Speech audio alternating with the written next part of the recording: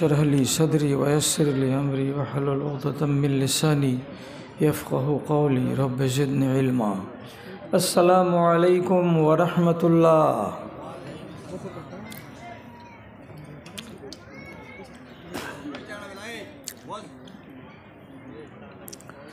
إن الحمد لله نحمده ونستعينه ونستغفره ونعوذ بالله من شرور أنفسنا ومن سيئات أعمالنا من يهده الله فلا مضل له ومن يضلله فلا هادي له وأشهد أن لا إله إلا الله وحده لا شريك له وأشهد أن محمدا عبده ورسوله أما بعد فأعوذ بالله من الشيطان الرجيم بسم الله الرحمن الرحيم واذكروا نعمة الله عليكم إذ كنتم أعداء فألف بين قلوبكم فأصبحتم بنعمته إخوانا وقال الله تبارك وتعالى اليوم أكملت لكم دينكم وأتممت عليكم نعمتي ورضيت لكم الإسلام دينا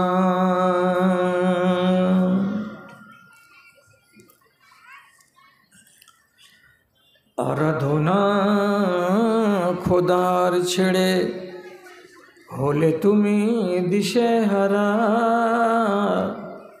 গণ্ডবোকা ভাগ্যহারা পাওনা খুঁজে কাজের ধারা একবার সুখ নিদ্রার পরশ ভুলে কান্নাকাটির রোল তোলো এদেশ ছেড়ে সে দেশ যেতে কি নিয়েছো তাই বলো কি নিয়েছো তাই বলো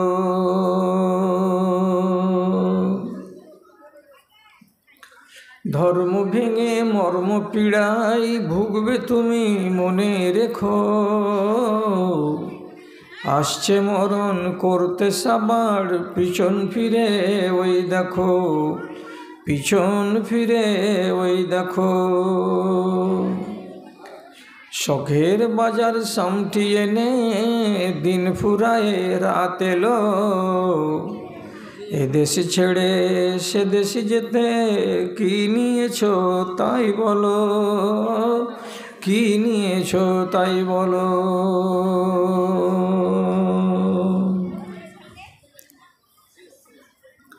মাননীয় সভাপতি সাহেব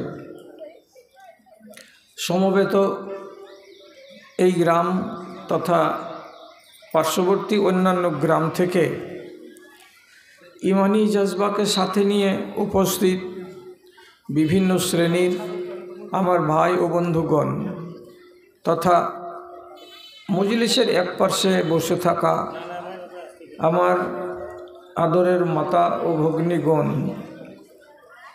আল্লাহর শুকরিয়া আদায় করছি যে আমি আমার বক্তৃতার জীবনের 44টি বছর গত করছি কত গ্রাম কত হাই মাদ্রাসা প্রাঙ্গণ কত ফুটবল ময়দান কত কার গলি আমার ডায়েরিতে লেখা আছে যেখানে আমি হাজিরি দিয়েছি কিন্তু আজ অবধি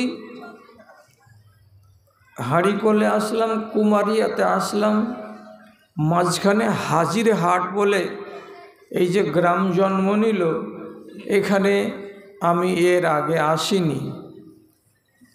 ভালো হলো জীবনের শেষ বেলায় আপনাদের গ্রামটাতে এসে এই গ্রামের নামটা আমার তালিকায় আমি ঢুকিয়ে নেওয়ার একটা সুযোগ পেলাম। এটাকেও মনে রাখব এবং এই নতুন জায়গায় এসেছি বলে আপনাদের মুখোমুখি হতে পেরে আমি নিজেকে ধন্য মনে করছি। আমি আল্লাহ রাব্বুল আলামিনের শুকরগুজারি করছি অন্তরের অন্তরস্থল থেকে। আপনি এই জায়গাতে হাজির হয়েছেন মসজিদের উন্নতিকল্পে ডাকা এই জালসাই এসে ওলামায়ে দ্বীনের মুখ থেকে অনেক কথা শুনলেন এবং আমার মতো জ্ঞানের কাঙ্গাল একজন মানুষের মুখ থেকে হয়তো কিছু শুনবেন।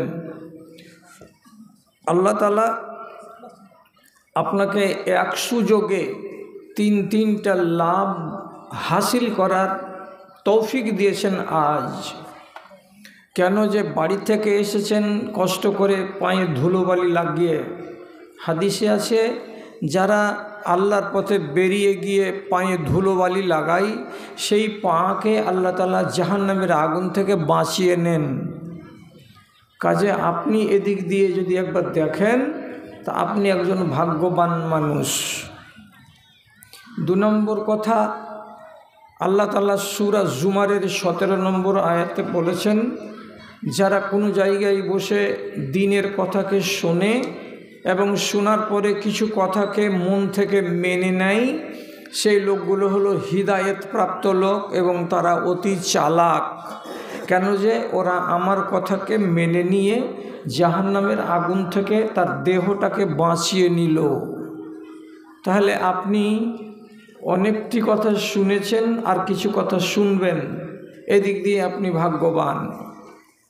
আর একটা কথা, আল্লাহ তাআলা মুত্তাকিনদের পরিচয় দিয়েছেন সূরা বাকারার প্রথম পাতায় 3 নম্বর আয়াতে গিয়ে বলছেন, ওয়ামিম্মা রাযাকনাহুম ইউনফিকুন, যারা আমার দেওয়া ধন সম্পদ টাকা পয়সা থেকে কিছু অংশ আমার নামে খরচ করে ওরা হলো মুত্তাকিন। আপনি এটাও করলেন, তাহলে এক সুযোগে কিছু টাকা দিয়ে মুত্তাকিন হওয়ার একটা সুযোগ নিলেন, আর এক সুযোগে দ্বীন ও ঈমানের কথা শুনে নিজেকে হেদায়েতপ্রাপ্ত মানুষ হিসাবে চিহ্নিত করলেন। আর একবার পায়ে ধুলোবালি লাগিয়ে কষ্ট করে এখানে এসে নিজের দেহটাকে আগুন থেকে বাঁচিয়ে নিতে পারলেন। তাহলে আমরা যদি এক সুযোগে এতটি লাভ অর্জন করে থাকি তো আল্লাহ তাআলার নামক হালালি কেন করব না? যে আল্লাহ আমাকে সুযোগ দিয়েছেন সেই আল্লাহ তাআলার আমরা মনের কোণ থেকে অন্তরের অন্তরস্থল থেকে একবার শুকরগুজারি করি, তার নামক হালালি করি। আপনি একবার যদি বলেন মোহাব্বতের সাথে আলহামদুলিল্লাহ। তারপরে তার আখেরি রাসূল রাহমাতুল্লিল আলামিন বিপ্লবী জননেতা জনাবে মুহাম্মাদুর রাসূলুল্লাহ সাল্লাল্লাহু আলাইহি ওয়াসাল্লামের উপর শত সহস্র দরুদ ও সালাম নাজিল হোক। আল্লাহুম্মা সাল্লি আলাই, আল্লাহুম্মা বারিক আলাই।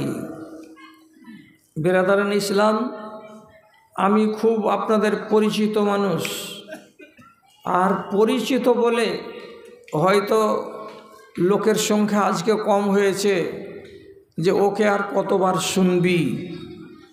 তবে কথাটা আপনাকে ভরসা দিয়ে বলছি, আপনি আমাকে যতবার শুনবেন আমি আপনাকে ততবার আলাদা আলাদা কথা শোনাবো।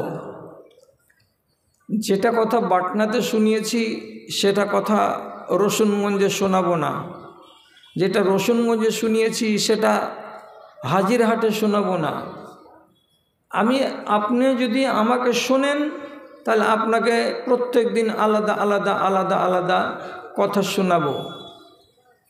যদি বিশ্বাস না হয় তাহলে বলি যে বুখারী শরীফে কেবলমাত্র ৭,৫০০-এর কাছাকাছি হাদিস আছে। তো যদি আমি বুখারীর হাদিসগুলোকে বলি তো তাহলে এইটা বলতে বলতে তো আমার ২০ বছর কেটে যাবে। তাহলে আপনি মন্দ ধারণা কেন রাখবেন?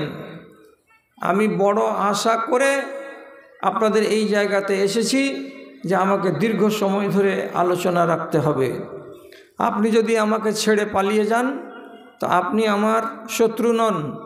যত তাড়াতাড়ি ছেড়ে পালিয়ে যাবেন তত আমার ভালো, কিন্তু ১.৫ ঘন্টার আগে যদি পালান তো এটা আমি কামনা করি না। এখন আরম্ভ করছি কথা। কি বলছি? আপনাকে একটা আয়াত শোনালাম সূরা আলে ইমরান থেকে, আর একটা আয়াত পড়ে শোনালাম সূরা মায়েদা থেকে। এই দুটো আয়াতে আল্লাহ রাব্বুল আলামিন ঈমান বস্তুটাকে নিয়ামত বলেছেন। ঈমানটাকে আল্লাহ তাআলা বলেছেন এটা আমার নিয়ামত।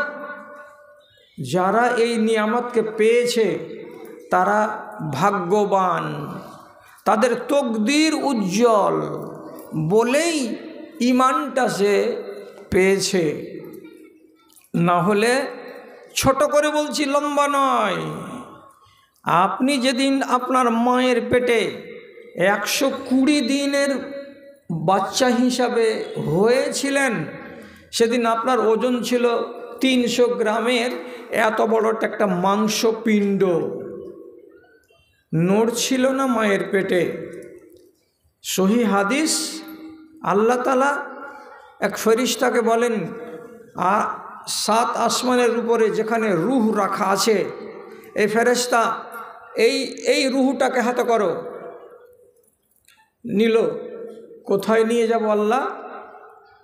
তো আল্লাহ তাআলা বলেন যে হাজির হাটের দক্ষিণ প্রান্তে ওই টালির বাড়িটাই পশ্চিম ভিটার ঘরে দেখো একটা মেয়ে ছেলে শুয়ে আছে, তার পেটের ভেতরে একটা বাচ্চা এসেছে। কতদিন বয়স হলো? ১২০ দিন বয়স হলো। ওই মেয়েটার পেটের ভিতরে যেখানে বাচ্চাটা আছে ওতে এই রূহটা ফুঁকে দিয়ে চলে এসো, এটাই তোমার কাজ। আল্লাহর ফেরেশতা রূহটাকে নিয়ে এসে এই হাজিহাটের একটা মুসলমান মহিলার পেটের ভেতরে দিয়ে চলে গেল। 10 মাস পরে আপনি ভূমিষ্ঠ হলেন। তো যেদিন ভূমিষ্ঠ হলেন সেদিন লোকেরা খবর দিল কি মা বিয়ার বেটা হয়েছে। তাহলে আপনার মায়ের নাম কি? মা বিয়া। আপনার বাবার নাম কি? সুলাইমান। তাহলে বাপ মুসলমান এবং মা মুসলমান, মুসলমানের ঔরসে আপনি জন্মিলেন মুসলমান। যদি আল্লাহ তাআলা এটা করতেন, কি করতেন? এ ফেরেশতা এই রূহটা নেও, আর নেওয়ার পরে উত্তর মাথায় দেখতে পাচ্ছ হাঁড়িকলের 3-4টা ঘর আছে, শিডিল ট্রাইব বা শিডিল কাস্টের। ওইখানে একটা মেয়ে ছেলে আছে, তার নাম মালতী। ওর পেটের ভেতরে একটা বাচ্চা 120 দিন বয়সের হয়েছে। এই রূহটা ওর পেটের ভেতরে দিয়ে চলে এসো। তো যদি রূহটাকে মালতীর পেটের ভিতরে আল্লাহ তাআলা দিয়ে দিতেন তাহলে আপনি পয়দা হতেন কার বাড়িতে? একটা রবিদাসের বাড়িতে। আপনি বড় হয়ে কি হতেন? রবিদাস হতেন। তো সেই দিন আল্লাহ রাব্বুল আলামিন আপনার রূহটাকে মুসলমান মায়ের পেটে ভরে আপনাকে মুসলমান করে জন্ম দিলেন। আপনার বুকে জন্মসূত্রে এলো কি? তো ঈমান। আর যদি আল্লাহ তাআলা এটা না করতেন তো জন্মসূত্রে আপনি ঈমান পেতেন না। তাহলে এটা আল্লাহ তাআলার কত বড় নিয়ামত আপনি আইডিয়া করে নেন এইবার। এটা বিশাল বড় আল্লাহর দান যে মানুষ ঈমান নামের সম্পত্তিটাকে পেয়েছে। ঈমান কাকে বলে? আল্লাহ এক, এটা বিশ্বাস করতে হবে। রাসূল দুনিয়াতে এসেছেন অনেক, বিশ্বাস করতে হবে। ফেরেশতা আছেন বিভিন্ন কাজে, এটা বিশ্বাস করতে হবে।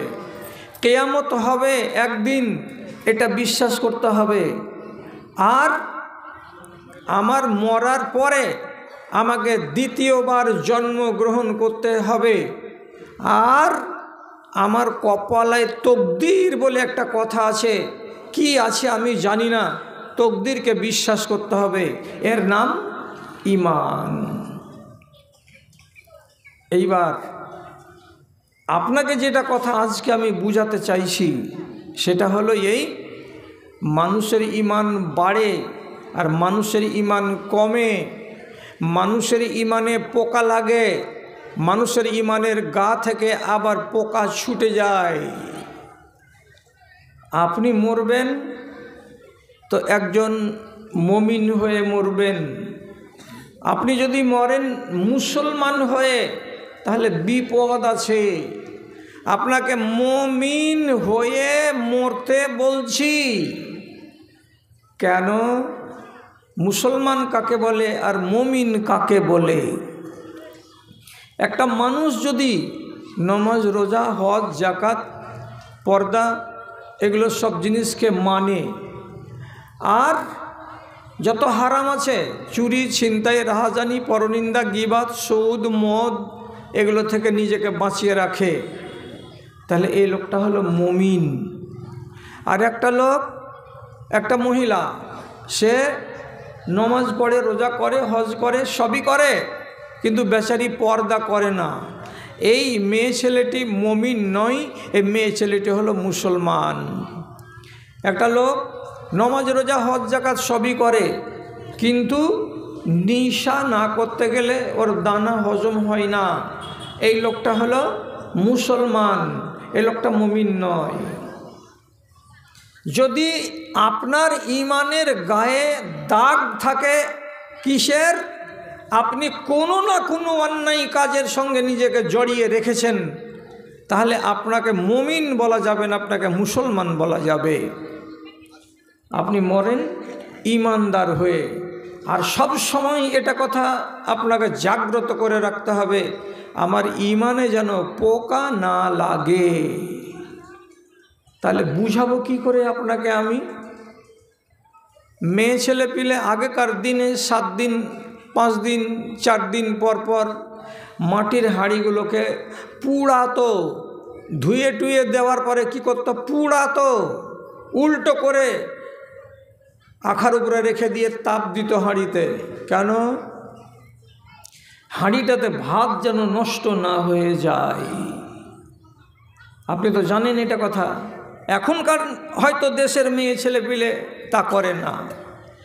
ফাল যেটাতে আপনি হাল চালাচ্ছেন রোজ রোজ রোজ রোজ, মাস 3 মাস পর পর একবার করে ফালটাকে তাড়াতে হয়। এটা বুঝেন না? বুঝেন না? ফাল তাড়া মানে কি? কামারের বাড়ি নিয়ে গিয়ে গোড়া থেকে পিটিয়ে ওকে লম্বা করতে হয়, এটা হলো ফালকে তাড়ানো, না হলে কাজ হবে না। আরও বলছি আপনাকে, বছরে একবার করে মা খালারা ঘর বাড়িকে দেয়ালকে লেপা পোছা করে, ঝাড় ঝাঁটা দেয়, দিয়ে চিকন চাকন করে দেয়, সৌন্দর্যকে বাড়িয়ে দেয়। এটা কেন করে? এটা করতে গেলে চিকন ঘর, চিকন বাড়ি, ধুলাবালি থাকবে না, দেখতে মনোরম পরিষ্কার লাগবে। তাহলে আপনাকে একবার করে মাঝে মাঝে আপনার ঈমানকে ঝেড়ে ঝেড়ে দেখতে হবে।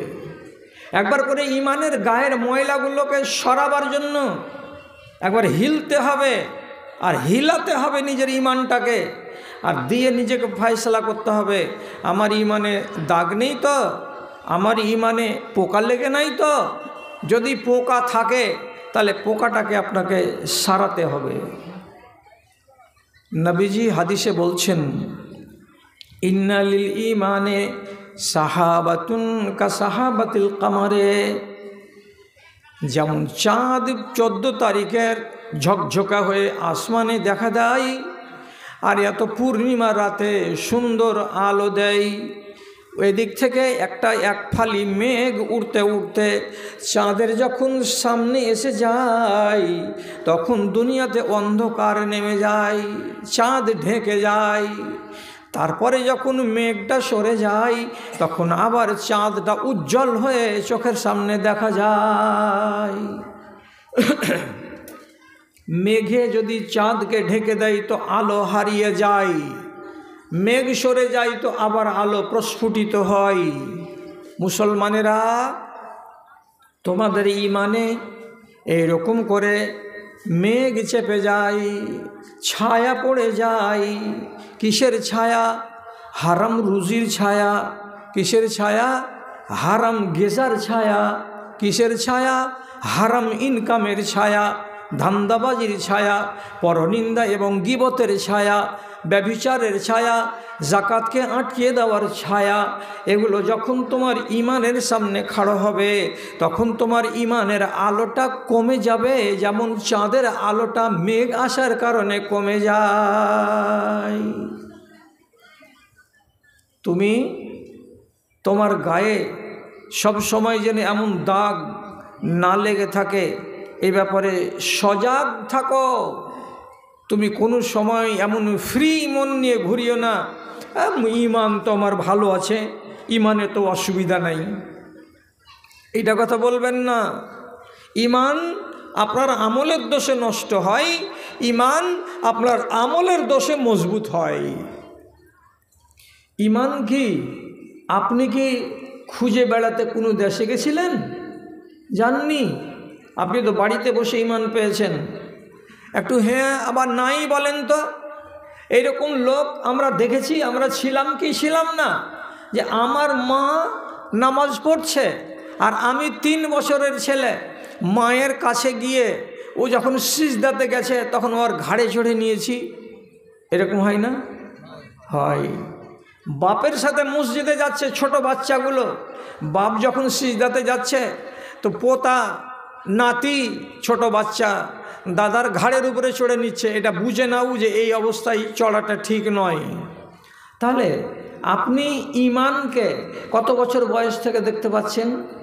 যেদিন আপনার বিবেক হয়েছে 3 বছর 4 বছর, সেদিন থেকে মা নামাজ পড়ছে, এটা ঈমান।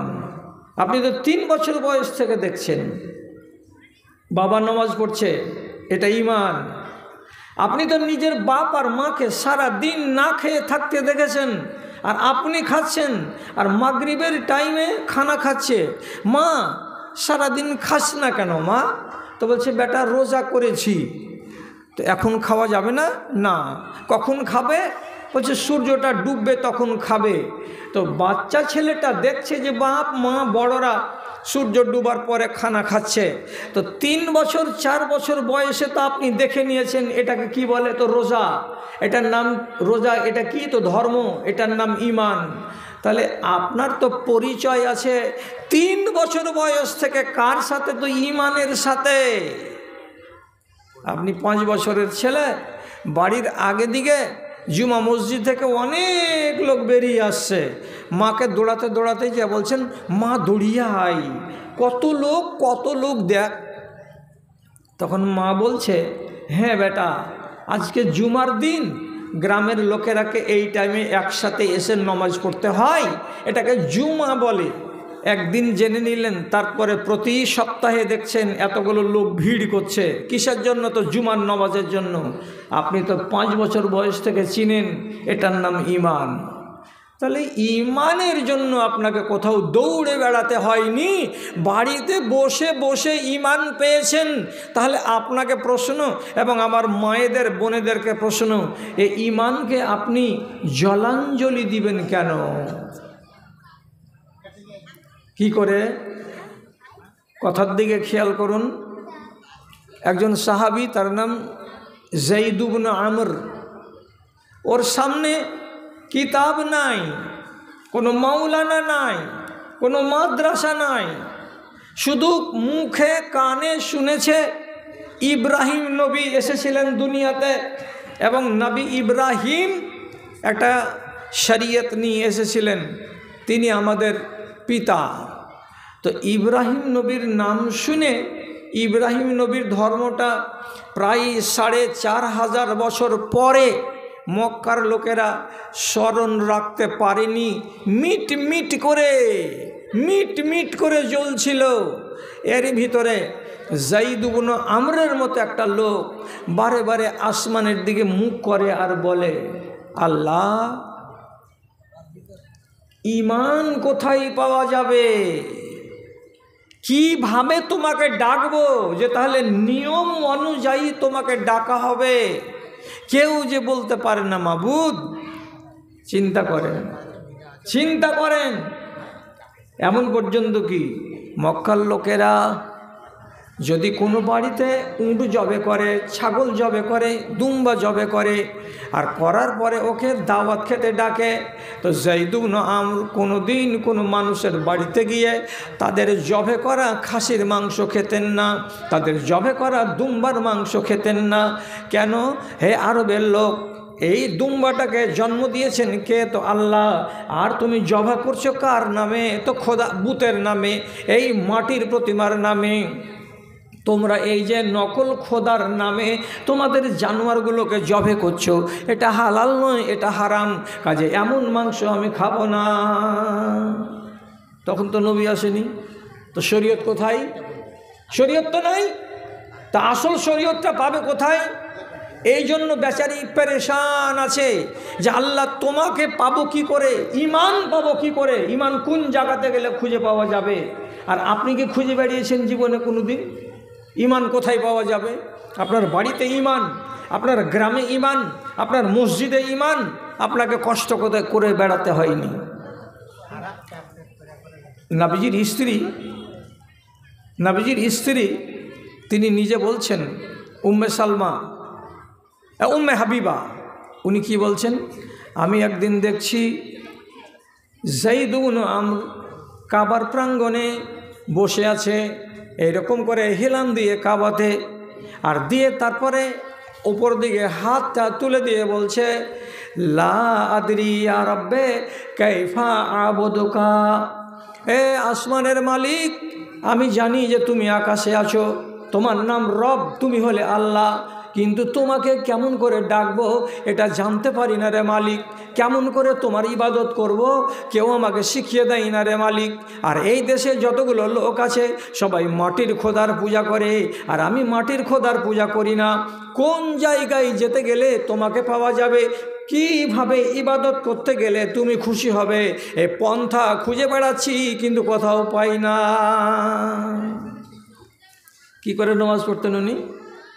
রুকু নাই, সামি আল্লাহু লিমান হামিদাও নাই, এমনি করে একবার দাঁড়াচ্ছেন, হাত বাঁধছেন কি বাঁধেন না, একবার দুবার আল্লাহু আকবার, সুবহানাল্লাহ, লা ইলাহা ইল্লাল্লাহ, হয়ে গেল।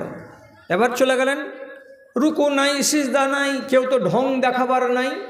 জমিনে মাথা টেকাতে গেলে সিজদা হয়, মাথাটাকে জমিনে লাগিয়ে দিলেন, ওখানে যে ওই একই কথা, সুবহানাল্লাহ, আলহামদুলিল্লাহ, লা ইলাহা ইল্লাল্লাহ।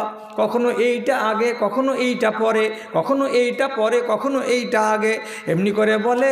আর বলার পরে মাঝে মাঝে একবার করে বলে, হে আসমানের মালিক, কেমন করে তোমার ইবাদত করব তা তো আমি জানি না। ঈমান খুঁজে বেড়াচ্ছে বেচারি। জি, শেষে কে ওকে খবর দিল, সিরিয়া যদি চলে যাও, ওখানে গেলে ধর্ম খুঁজে পাওয়া যাবে, ঈমান খুঁজে পাওয়া যাবে।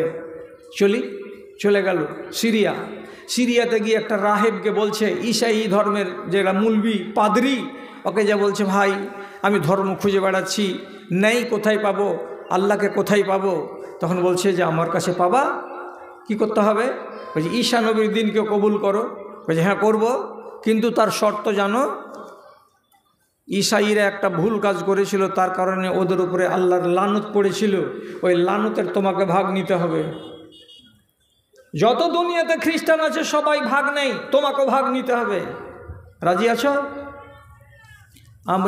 যায়েদ ইবনে আমর বলছে, ভাই হে, আল্লাহর লানত যদি নিব তো তাহলে এত দূর কিসের জন্য এলাম? আল্লাহর লানত যদি ঘাড়ে নিতে হয় তো জাহান্নামে জ্বলতে হবে। আর এই জিনিস থেকে পালিয়ে বেড়াচ্ছি, আল্লাহর লানত যেন আমার উপরে না আসে, তো তোমার কাছে এলাম ধর্মের খোঁজে, তুমি আবার লানতের কথা বলছো। আমি এই ধর্মকে বিশ্বাস করি না, মানব না। 3 বছর খুঁজে বেড়ালো, এখানে যায় ওখানে যায় ওখানে যায়, একই শব্দ একই কথা, দিন পাওয়া যাচ্ছে না। শেষে একজন ইহুদি ওকে সত্য কথাটা বলে দিল, আর দেওয়ার পরে বলল, এই খ্যাপা, তুই কি করে বেড়াচ্ছিস ধর্ম ধর্ম করে আর ইমান ইমান করে? আরে আসল ইমানের জায়গা তো তোর বাড়ি যেটা আরব দেশ, সে দেশে তো আছে, এখানে কি করতে এসেছিস তুই? কোথায় আছে ভাই? তো বলছে, তোমাদের মক্কাতে আখেরি নবী রাহমাতুল্লিল আলামিন, তার নাম মুহাম্মদ মুস্তাফা সাল্লাল্লাহু আলাইহি ওয়াসাল্লাম আত্মপ্রকাশ করেছেন। তিনি রবকে কেমন করে ডাকতে হবে তার তালিম দিচ্ছেন। তিনি হলেন শেষ নবী। তার কথা মতো যদি চলো তাহলে তুমি আল্লাহর ঠিকানা পাবে এবং তুমি রহমাতুল্লিল আলামিন নবীর একজন উম্মতি হয়ে বাঁচতে পারবে। এদিকগুলো ছাড়াও। ও বেচারি তখন বলছে, তাই নাকি? খবর পেয়েছেন? হ্যাঁ। সব ফেলে দিয়ে একটা উঁটে চড়ে যা তার তল্পি তল্পা ছিল নিয়ে রওনা দিয়েছে মক্কার পানে। কিছু দূর যাওয়ার পর রাতের বেলায়, সে দেশে তো লুটতরাজ, দাঙ্গা হাঙ্গামা, মাল ছিনতাই, লুটে নেওয়া এগুলো তো সাধারণ ব্যাপার ছিল। রাতের বেলায় যায়েদ ইবনে আমরকে কিছু ডাকাতেরা ঘিরে নিল, আর নেওয়ার পরে ওর মাল কয়টাকে ছিনিয়ে নিল, আর নেওয়ার পরে ওকে বলছে খালি হাত চলে যা। যেমনি তাকে খালি হাত যাওয়ার সুযোগ করে দেওয়া গেল, আর একজন ডাকাত বলছে, একে যদি খালি হাত ছেড়ে দাও তাহলে পরে কিছু দূর গিয়ে খবর দিয়ে দিবে যে এই জায়গাতে ছিনতাইকারীর দল আছে, অতএব কোনো সওয়ারি এ রাস্তা দিয়ে যাবে না। যদি নিজেদের ব্যবসাকে চালু রাখার ইচ্ছা থাকে তাহলে আর মাল লুটে নিলি তার জীবনটাকেও লুটে নেই, একে মেরে শেষ করে দে। বেচারিকে ওখানে কপিয়ে মেরে শেষ করে দিল। মক্কা পর্যন্ত পৌঁছতে পারল না, আখেরি নবীর দিদার পেল না, এবং নতুন ধর্ম ইসলামকে কবুল করার সুযোগ পেল না। কিছুদিন পর তিনি খবর পেলেন, আমার নবী খবর পেয়ে গেলেন যে এই রকম একজন আল্লাহর বান্দা মক্কাতে ছিল, ধর্মের খোঁজে দেশ বিদেশে বেরিয়ে বেরিয়ে সিরিয়া থেকে খবর পেল যে আপনি এখানে আত্মপ্রকাশ করেছেন। দৌড়ে দৌড়ে আশেকানা মন নিয়ে চলে আসছিল, রাস্তাতে তাকে মেরে ফেলে দিয়েছে ডাকাতের দল। রাসূলুল্লাহ দুঃখিত হলেন, আর হওয়ার পরে সাথে সাথে সুসংবাদ দিয়ে বলছেন, আমার উম্মতিরা তোমরা কান খুলে শোনো, কিয়ামতের দিন আমার পেছন দিকে আমার উম্মতিরা দাঁড়াবে, আর আমার সামনে এক সাইডে এই যায়েদ ইবনে আমর বলে লোকটা একাই দাঁড়াবে। সে কার উম্মত হয়ে দাঁড়াবে? তো নবীজি বলছেন সে একাই একটা উম্মত হয়ে দাঁড়াবে। ওটা ইব্রাহিম নবীর উম্মত নয়, এটা আমারও উম্মত নয়। সে উম্মত একটা স্বতন্ত্র উম্মত হয়ে হাসরের ময়দানে খাড়ো হবে এবং আল্লাহ রাব্বুল আলামিন তাকে সুন্দর বদলা দেবে। আচ্ছা, কেন বললাম বুখারীর হাদিসটা? আপনি কয়দিন ধর্মের খোঁজে এখান থেকে শামসি গেছিলেন মনে আছে না? ধর্ম খুঁজতে আমাকে কোনো জায়গায় টাকা পয়সা খরচ করে যেতে হয় না? গ্রামের জুমা মসজিদে শুক্রবারের দিন যদি যাই তাহলে 8 ঘন্টা করে ওয়াজ হবে। বছরে কয় দিন? 52 দিন। 52 দিনে কয় রকমের ওয়াজ হবে? কোনো দিন হবে মাতা পিতার সেবা, কোনো দিন হবে সুদ, কোনো দিন হবে মদ, কোনো দিন হবে জান্নাত, কোনো দিন হবে জাহান্নাম, কোনো দিন হবে ব্যবসা, কোনো দিন হবে হালাল, কোনো দিন হবে হারাম, কোনো দিন হবে রমজান। এই করে করে করে করে সারাটা বছর আপনাকে ধর্মের জ্ঞান দেওয়া হয়, আর কোনটা করতে হবে তার জ্ঞান দেওয়া হয়, আর কোনটা করতে হবে না তার জ্ঞান দেওয়া হয়। তার মানে বাড়িতে বসে বসে আপনি দ্বীনকে পেয়েছেন, ধর্মকে পেয়েছেন। তাহলে যে মানুষটাকে চেরানা মেহনত করতে হয়নি ধর্মের ব্যাপারে, আর সেই আল্লাহর নিয়ামতকে পাওয়ার পরে আজ আপনি ধর্মের সঙ্গে ছিনিমিনি কেন করে বেড়াচ্ছেন? এটাই তো জবাব, এটাই তো আপনার কাছে আমার জিজ্ঞাসা। কেন করছেন এরকম দাদাজান ভাইজান আপনারা আর আমরা, আমাদের দেশের লোকেরা ইমানকে নিয়ে ছিনিমিনি চলছে সারাটা দেশের মাটিতে? কি ছিনিমিনি? হ্যাঁ, ছিনিমিনিটা হলো এইটাই যে আপনি তো জোর গলাতে বলবেন যে আমি একজন মুসলমান, এবং আমিও বলবো যে হ্যাঁ আপনি ইমানদার, কিন্তু ইমানগুলোকে ভাগযোগ করে দেখেছেন? কইছে মৌলভী সাহেব ইমানকে ভাগ করব কেমন করে? হ্যাঁ, নীতিতে যদি মাপতে চান তো মাপা যাবে। এই মজলিসে যতটি বেটা ছেলে আপনারা আছেন, কাউরি ইমান আছে ইবলিশের ইমানের মতো।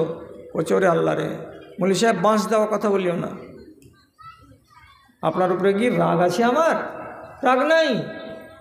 এখানে যতটি মেয়ে ছেলে আছে যদি ভালো করে কাঁচ দিয়ে দেখেন তো দেখা যাবে কিছু কিছু বেটি ছেলের ইমান আছে ফেরাউনের মতো। এখানে এই নর নারীগুলোকে যদি একবার ভালো চোখ দিয়ে দেখেন, চিন্তা করে দেখতে যান, এমন কিছু লোক পাওয়া যাবে যাদের ইমান আছে আবুল আহাবের মতো। কইছে ভারী লাগছে শুনতে মৌলভী সাহেব, আবুল আহাব তো হারামি লোক, ওর ইমানের মতো আমার কেন মিল হলো? ফেরাউন তো শয়তান মারদুদ, তো ওর ইমানের মতো আমার ইমান কেন হবে? ইবলিশ তো মারদুদ, আমার দুশ্মন, তো ওর ইমান কেমন যে আমার ওর ইমানের মতো ইমান আছে? এটা কথা কেমন? আপনাকে শর্ট করে বলছি, কি ফেরাউন জিন্দেগি বেহর বলে আসলো যে আমি আল্লাহ, আমি আল্লাহ। এমন পর্যন্ত কি ওর বাড়ির একটা কাজের মেয়ে ছিল খাদেমা, ও ওর নিজের পালক বেটিকে চিরুনি করছিল, আর চিরুনি করতে করতে হাত থেকে চিরুনিটা পড়ে গেল। তখন এই কাজের মেয়ে, তার নাম হলো মা শ্বেতা, এই মহিলা চিরুনিটাকে যদি উঠালো তো উঠাবার কারে বলছে সুবহানাল্লাহ, এটা একটা তসবিহ পড়ল। ফেরাউনের পুষা বেটি কাজের মেয়ের দিকে এমনি করে তাকিয়ে বলছে তুই কি কহলি? কে আল্লাহ? কেন আমার বাপ ফেরাউন তোর রব নয়? তুই কোন আল্লাহর কথা বললি বলতো? কাজের মেয়েটি বলছে তোর বাপ কেন আল্লাহ হবে? আসমানের উপরে যিনি আছেন উনি আমার আল্লাহ, তোরও আল্লাহ, তোর বাপেরও আল্লাহ। তো বলছে কহে দিব আর বাপকে, যা বলে দেগা। সাথে সাথে চুল বাঁধা ছেড়ে দিয়ে টান টান করে হাঁটতে হাঁটতে গলিতে যা বলছে আব্বা, যেই মেয়ে লোকটাকে তুমি 10,000 টাকা করে বেতন দিছ, আর যদি হাত থেকে চিরুনি পড়ে গেল তো চিরুনি উঠাইতে গেল তো বলছে কি বিসমিল্লাহ, তো কে ওইটা? আল্লাহ। বলছে আসমানের উপরে আছে ওইটা আল্লাহ। তখন বলছে এই ও কথা বলেছিলি নাকি? তুই আমাকে আল্লাহ বলে মানিস না? বলছে না মানি না। বেচারিকে শেষ পর্যন্ত চোখের সামনে এত বড় কড়াইয়ে 20 টিন তেল ঢেলে দিয়ে বিশাল বড় চুলাতে তাপ দিয়ে এবার বলছে তোর চোখের সামনে তোর 2টা বাচ্চা আছে, ফেলে দিব, এখনও বল যে ফেরাউন আল্লাহ। বলছে না বলবো না। চোখের সামনে একটা বাচ্চাকে ফেলে দিল কড়াইয়ের তেলে উতলাতে উতলাতে হাড় মাংসকে চোখের সামনে আলাদা করে দিল। আর একটা বাচ্চাকে ধরে বলছে বল ফেরাউনকে আল্লাহ বলে স্বীকার কর। যে করবো না। আর একটা বাচ্চাকে ফেলে দিল কড়াইয়ের তেলে, বাচ্চাও মরে গেল। তারপরে যেটা কোলে বাচ্চা আছে এই বাচ্চাটাকে কোলে নেওয়া অবস্থায় বলছে বল নাহলে এই বাচ্চাকে ফেলে দিব। তো কোলের বাচ্চাটাকে, দুধ খাওয়া বাচ্চাকে আর মা ফেলতে পারবে না বলে দ্বিধা করছে। ফেরাউনকে আল্লাহ বলবো তাহলে বাচ্চাটা বেঁচে যাবে, না যদি বলবো বাচ্চাটাকে মেরে দিবে। মায়ের কোলে 6 মাসের বেটি আওয়াজ করে বলছে আম্মা 10 মিনিটের জন্য ফেরাউনের কড়াইয়ে যদি জ্বলে যাই আর তুই যদি জ্বলে যাবি তো 10 মিনিটের ওই পারেই তুমি আর আমি আল্লাহর জান্নাতে এক জায়গায় হয়ে যাব। অতএব চিন্তা করতে হবে না মা, তুমি আমাকে কড়াইয়ে ফেলে দাও, আর দেওয়ার পরে তোমার কাছে প্রস্তাব যাবে, তুমিও স্বীকার করে নাও, তোমাকেও কড়াইয়ে ফেলে দেওয়া হবে। 3 বাচ্চাকে কড়াইয়ে পোড়ালো। পোড়াবার পরে এই মেয়েটাকে কড়াইয়ে ফেলার আগে বলছে একটা শর্ত আছে, আমাকে যদি তোমরা পুড়িয়ে দাও তা আমি শুধু চাইছি তোমার কাছে আমার একটা আর্জি, এই যে 4টা বাচ্চাকে তুমি এমনি করে পুড়িয়ে 4জন লোককে মারলে, এদের কবর কিন্তু তোমাকে পাশাপাশি দিতে হবে, দূরে দূরে দিতে হবে না। আমার 3 বাচ্চা থাকবে আর আমার বাচ্চার সঙ্গে আমিও থাকবো কবরে, এমনি করে কবরটা দিবা তো? ফেরাউনের লোক বললে হ্যাঁ অমনি করেই দিব। এভাবেই কবর দেওয়া হলো 4 জনকে। চিন্তা করবেন এটা কবে? আমার নবীর জন্মের 2500 বছর আগেকার ঘটনা। এবার নবীজি দুনিয়াতে এলেন, আসার পরে যখন আসমানের সফরে যাচ্ছিলেন বাইতুল মুকাদ্দাস থেকে, তো আসমানের সফরে বেরিয়ে গিয়ে কিছু দূর যখন চলে গেছেন, তখন নবীজির নাকে সুন্দর সুন্দর জান্নাতুল ফেরদাউস সেন্ট আসছে, ঘ্রাণ আসছে নাকে। তখন নবীজি জিজ্ঞেস করে বলছেন, জিবরিল আমিন, এ ফাঁকা জায়গাতে এত মিষ্টি ঘ্রাণ, এত আতরের সেন্ট আমার নাকে কেন লাগছে? কোথা থেকে এটা আসছে? হযরতে জিবরিল জবাব দিয়ে বলছেন, হে আল্লাহ পাকের রাসূল, আপনার নবী হওয়ার 2500 বছর আগে এই সোজাতেই এই সামনে জমিনে এক জায়গায় আল্লাহর বান্দিকে কবর দেওয়া আছে, তার নাম হলো মাশেতা। আল্লাহর নামে তাকে শহীদ হয়ে যেতে হবে। ওর উপরে আল্লাহ তাআলা কত রাজি হয়েছেন যে তার কবর থেকে জান্নাতের সেন্ট উপর দিকে চলে যাচ্ছে, আর সেই সেন্টগুলো আপনি আজ 2500 বছর পরে নিজের ঘ্রাণ নাকে পাচ্ছেন। এত কাজের মানুষ এই জল্লাদ ফেরাউন সব কিছু জানার পরে নিজেকে শুধরাতে পারেনি। এবার নীল নদ পার করে মুসা নবী তার সম্প্রদায়কে নিয়ে বাঁচবার জন্য ওপারে চলে গেলেন।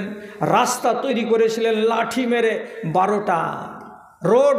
কোথায়? তো নীল নদীকে বুক চিরে আল্লাহর হুকুমে রাস্তা হলো। ফেরাউন পিছন দিক থেকে আসলো দৌড়ে দৌড়ে, তাড়া করবে বলে। নীল নদীর কিনারায় এসে দেখছে রাস্তা। এই বেঈমান বলেছিল তার মিলিটারিদেরকে, দেখ তোরা ফেরাউনকে আল্লাহ বলতে দ্বিধা করিস, নীল নদী রাস্তা বানিয়ে রেখেছে আমার জন্য। সব গাধার দল বলছে, ঠিকই গো, আপনি আল্লাহ গো, নাহলে এত সুন্দর রাস্তা তোরা তো আর জানিস না যে এর আগে কে গেছে এইখান দিয়ে। যেমনি নীল নদের মাঝখানে এলো, আল্লাহ তাআলা নদীকে বলছেন এক হয়ে যা।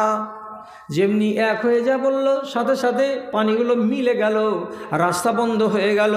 আর যখন রাস্তা বন্ধ হয়ে যাওয়া, ফেরাউন তখন ডুবতে শুরু করলো। আর যখন ডুবতে যাচ্ছে তখন মরণের 5 মিনিট আগে বলছে কোন কথাটা? আল্লাহ তাআলা সে কথাটা কোরআনে লিখে রেখেছেন। সে বলছে, আমানতু বিল্লাজি আমানাত বিহি বানু ইসরাঈল, আমি ওই আল্লাহর উপরে ঈমান আনলাম যেই আল্লাহর উপরে বনি ইসরায়েলের লোকেরা ঈমান এনেছে। তার মানে তোমাদের মুসা নবীর কওম, তোমাদের আল্লাহ যেটা, আমারও আল্লাহ সেটা, আমি নিজে আল্লাহ নই। দাবিটা কখন ছাড়ছে? মরবার 5 মিনিট আগে। আমি রিজন দিয়ে দিলাম আমি আল্লাহ নই। তাহলে কাকে আল্লাহ বলে মানছ? যে তোমরা আসমানের উপরে যাকে আল্লাহ মেনেছো তাকে আমি আল্লাহ বলে মানছি।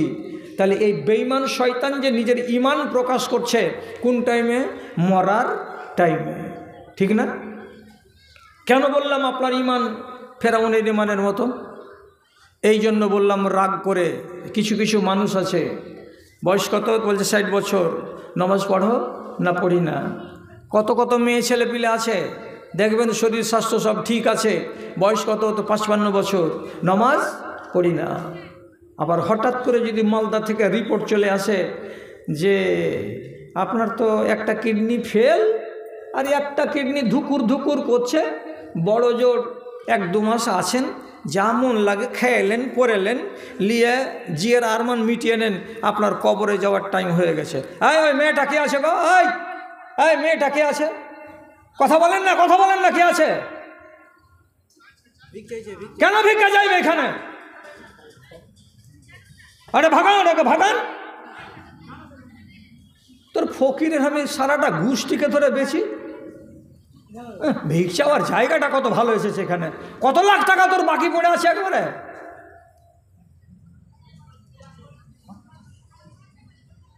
মানুষের ঘাড়ে ঘাড়ে ঘাড়ে ঘাড়ে ভিক্ষা করতে আসছে শালা বেলজ্জা কোথাকার। হ্যাঁ, কি বলছিলাম, তো যখন হঠাৎ করে মালদার ডাক্তারে রিপোর্ট করলো কিডনি ফেল, আর কিডনি ফেল শোনার পরে বেটাকে কইছে, এটা কি কহিল রে বেটা? কইছে লক্ষ্য থাকবে মা, তুই তো বকিস না, তো ওষুধ খা ভালো হয়ে যাবে। এটা কথা চাপা থাকবে কি? দুদিন পরে তেসরা দিনে দিন ওর বেটি ওর গোড়াতে করে কাঁদছে। কইছে হ্যাঁ রে মর্জিয়া, কাঁদছিস কেন? কইছে তুই আর বেশি দিন বাঁচবি না গে মা। কেন? কইছে তোর কিডনি ফেল হয়ে গেছে। কি কিডনি ফেলটে? তো কইছে এরকম একটা জিনিস আছে পেটের ভিতরে, ওইটা না থাকতে গেলে মানুষ বাঁচে না। ফেল হয়ে গেছে মানে নষ্ট হয়ে গেছে, তোর মুখ ফুলে গেছে, তোর গাল ফুলে গেছে, তোর শরীর ফুলে গেছে। তুই বুঝতে পারছিস কি? হ্যাঁ বেটা ফুলে গেছে, মেলাই হ্যাঁ ফুলে গেছি, তোর মরণের লক্ষণ। আর কোথায় যাবি? আদরির মা তখন ধরলেন নমাজ। পাকা নমাজির বেটি নমাজি, মগরবের নমাজ, আসরের নমাজ, যত নমাজ আছে এই নমাজ ধরলে 7 দিন পরে চলে গেল ভোজ খেতে কবরে। কয়দিন ইবাদত করলে? প্রায় 7 দিন। আর এর আগে যে তুমি 55 বছর বেঁচে থাকলা দুনিয়াতে, এটি কি হয়েছিল? যেটি রসগোল্লা, ওটি হিসাব নাই। মরবার কালে যারা নিজেকে বদলায়, এর মানে কি, যখন দেখবে রাস্তা বন্ধ হয়ে গেছে, হয় ক্যান্সার হয়ে গেছে, কিংবা জন্ডিস হয়ে গেছে, কিংবা আমার লিভারে এমন এমন অসুখ দানা বেঁধেছে যার আমার বাঁচার চান্স নাই, তখন দেখবেন গ্রামের লম্পট হতে গেলেও নমাজির বেটা নমাজি হয়ে যাবে। গ্রামের মদখোরকেও দেখবেন যখন খবর পেয়ে যাবে তোমার কলেজা শেষ হয়ে গেছে, তখন মসজিদকে ধরবে, আল্লাহকে ধরবে। তার আগে তারা আল্লাহকেও ধরবে না, মসজিদের দিকেও আসবে না, নমাজের নাম নেবে না, ধর্মকে পাত্তা দেবে না। এই স্বভাবটা কার? তো ফেরাউনে। ইমান ভালো করেন, মরবার কালে আল্লাহকে ডাকবেন, এটা হবে না। কোরআনে আল্লাহ তাআলা বলেছেন, ইনি আমার সহপাঠী আর একজন ভালো আলেম। দেখেন আমি কথাগুলো কি জালবাজি করে বলছি? আল্লাহ তাআলা কোরআনে বলছেন, ওয়াইজা আনআমনা আলাল ইনসানি আরজা ওয়া না বিজানিবিহি ওয়াইজা মাসাহু শাররু ফাযু দুআইন আরিজ। যখন আমি তাকে ধনে ডুবিয়ে রাখবো, মালে ডুবিয়ে রাখবো, টাকাতে ডুবিয়ে রাখবো, শাড়ি আর ব্লাউজ আর সায়া আর ম্যাক্সিতে আমি ডুবিয়ে রাখবো, তখন আমাকে বলে একবার ভাববে না। আর যেদিনই বড় মুসিবতে পড়ে যাবে, বিপদে পড়ে যাবে, তখন দোয়া করবে কেমন করে? তো জু দুআইন আরিজ, লম্বা লম্বা করে দোয়া করবে। আর মাঝে মাঝে 10 কেজি করে চাল দিয়ে পাঠাবে। কোথায়? তো মাদ্রাসায়। দরকার পড়তে গেলে একটা 8 কেজির খাসি মাদ্রাসায় দিয়ে পাঠাবে, আর দিয়ে বলবে, মুলি সাহেবেরা এটাকে তোমরা খেয়ে নিও, আর নেওয়ার পরে আমার জন্য দোয়া করিও, আমাকে আল্লাহ যেন হায়াত দেয়। কিরে, মরবার কালে শরবত খাবি? এটা ফেরাউনের ইমান। কিছু মানুষ আছে এখানে, বেটা ছেলেও বেটি ছেলেও, এদের ইমান আছে কার মতো? তো ইবলিশের মতো। ইবলিশের ইমান নিয়ে মরলে হবে না, আপনাকে পাকা ইমানদার হতে হবে। আবু বকরের মতো, উসমানের মতো, আলীর মতো পাকা ইমানদার হয়ে মরুন। ইবলিশের ইমান মানে কি? ইবলিশের ইমান মানে দেখেন কোরআনে লেখা আছে। আর আপনারা তো আমার সাথে অতটা উঠা বসা করেন না বলে আমাকে আপনারা জানেনও না। ফোন নাম্বার তো আছে, দরকার হলে জিজ্ঞেস করবেন, না হলে মৌলানা ওবায়দুল্লাহকে বলবেন। স্পষ্ট কথা কোরআন মাজিদের লেখা আছে, বদরের যুদ্ধের দিন এদিকে 313টার, ওদিকে 1000টা মুশরিক লড়ালড়ি হবে। এমন সময়তে ইবলিশ শয়তান মানুষের রূপ ধরে এসে মক্কার মুশরিকদেরকে ডেকে বলছে, ভিড়া যা, আমি আছি তোদের পিছনে, কেউ তোদের চুল ব্যাগা করতে পারবে না, আজকে তোদের জয় নিশ্চিত হবে। এমনি করে উদ্বুদ্ধ করছে, সবাইকে উদ্বুদ্ধ করছে। ইতিমধ্যেই আল্লাহ রাব্বুল আলামিন কোরআনে বলছেন, আমি কি করলাম? আমার এই মুসলমান কয়টাকে মানে জয়ী বানাবার জন্য আসমান থেকে ফারিস্তা নাজেল করলাম। যখন ফারিস্তারা নাজেল হতে লাগলো সাদা সাদা পোশাকে আর সাদা সাদা পাগড়িতে, মানুষেরা দেখতে পায় না, কিন্তু ইবলিশ শয়তান দেখতে পাচ্ছে যে এগুলো কী নামছে, হ্যাঁ এগুলা কী নামছে, হ্যাঁ তো মিলিটারি নামছে আসমান থেকে। যখন দেখতে পেল ফারিস্তা নামছে আসমান থেকে, তখন ইবলিশ শয়তান বলছে, উপায় নাই রে বাবারা, আজকে তোরা রেহাই পাবি মুসলমানদের হাতে, তার সুযোগ নাই। যখন দেখতে পেল বিপদ ঘনিয়ে এসেছে, তখন যুদ্ধের মাঠ ছেড়ে পালিয়ে যাচ্ছে। যখন পালিয়ে যাচ্ছে, তখন লোকেরা বলছে, ভাই তুমি আমাদের পিছন দিকে ছিলে, তোমাদের সাহস ছিল, এখন তুমি পালিয়ে কেন চলে যাচ্ছ? তখন ইবলিস শয়তান বলছে, ইন্নী আরা মা লা তারাউনা, আমি যা আমার দুই চোখে দেখতে পাই তোমরা সাধারণ মানুষ তা দেখতে পাও না। এর মানেটা কি? আমার দুই চোখ দিয়ে দেখতে পাচ্ছি আল্লাহর ফেরেশতা নাজিল হচ্ছে লড়াই করার জন্য তোমাদের মোকাবিলায়, আর তোমরা পারবে না, আমি ওদেরকে পারবো না, এই জন্য আমি ময়দান ছেড়ে পালিয়ে যাচ্ছি। তারপরে ইবলিস শয়তান কি বলছে? আল্লাহ তাআলা কোরআনে বলছেন, ইন্নী আখাফুল্লাহ রব্বুল আলামিন, আমি আল্লাহ রব্বুল আলামিনকে বলে ভয় করি, আমার জানে আল্লাহকে বলে ভয় আছে। হ্যাঁ না বলুন? কোরআনের আয়াতটাকে পড়ে শোনালাম। ইবলিসের জানে আল্লাহকে বলে ভয় আছে না নাই? বলুন বলুন। আছে? ওর জানে ভয় আছে? ভয় তো জানে আছে, তো তুই আমল কেন করিস না? মুসলমান কেন হইস না রে বেটা? আজও তো তুই লেগে আছিস মুসলমানের পাশে, তুই বলছিস যে আল্লাহর নামে আমার ভয় আছে, কিন্তু আজ পর্যন্ত ইবলিস শয়তান নিজের ইবলিসে ছাড়েনি, চালিয়ে যাচ্ছে নিজের তবলিগ। তাহলে ওর ইমানের সাথে আপনার ইমানের কি সম্পর্ক? যদি আপনাকে খালি বলি কবর বলে আপনার জানে ভয় লাগে না? ভয় তো লাগছে মৌলী সাহেব। মরবার কালে যে খিঁচে দম বের করবে ফেরেশতা, আবার কাউরি কাউরি আরাম করে জান কবজ করবে আল্লাহর ফেরেশতা। তো আপনার যদি জানকে কুসরকে পিড়ানোর মতো করে নিংড়ে বের করে, তো এত ঠেলা লাগবে, আপনার জানে ভয় লাগে না? কইছি এগুলা কথা কইছেন, কার জানে ভয় নেই জি মাওলানা? মৌতকে কহে আপনার জানে ভয় আছে, তো ভয় যদি আছে সোজা হন না কেন? কথাটা বলেন। ওরও জানে ভয় আছে, সোজা হয় না। আপনার জানে ভয় আছে, সোজা কেন হন না? তার মানে ইবলিস ভয় করে তবুও সোজা নয়, এটা হলো তার ইমান। আর আপনিও আল্লাহকে বলে ভয় করেন কিন্তু সোজা পথে আসছেন না, এটা হলো আপনার ইমান। এই জন্য রাগ করে বলেছিলাম, আমাদের এখানে অনেকগুলো মুসলমান আছে যাদের ইমান হলো ইবলিস শয়তানের ইমানের মতো। ইমানটাকে একটু ভালো করতে হবে। ওই যে ভালো তো করবো মৌলী সাহেব, তো ইমানটা ভালো করতে গেলে কীরকম ইমান করা দরকার? আমি আপনাকে যদি উদাহরণ দিই, যে নিজেকে একবার হিলিয়ে হিলিয়ে দেখেন তো যে আমি ঠিক আছি না নেই। কী করে হিলিয়ে দেখবেন? রমজান আসছে, এই রমজানে আপনাকে হিলিয়ে হিলিয়ে দেখতে হবে যে আমার ইমান ঠিক আছে কি না। আমি একটা উদাহরণ দিচ্ছি আপনাকে। দুটা বেটি ছেলে সম্পর্কে, দুটাই বোন। এই দুই বোন ইমাম আহমদ ইবনে হাম্বলের কাছে এসে মশলা জিজ্ঞেস করছে, মাওলানা একটা ফতোয়া দেন তো। কি বাবা? তো বলছে, আমরা দুই বোন চরখা চালাতে জানি, সুতা কাটতে জানি। চরখা চালাতে বুঝবেন না?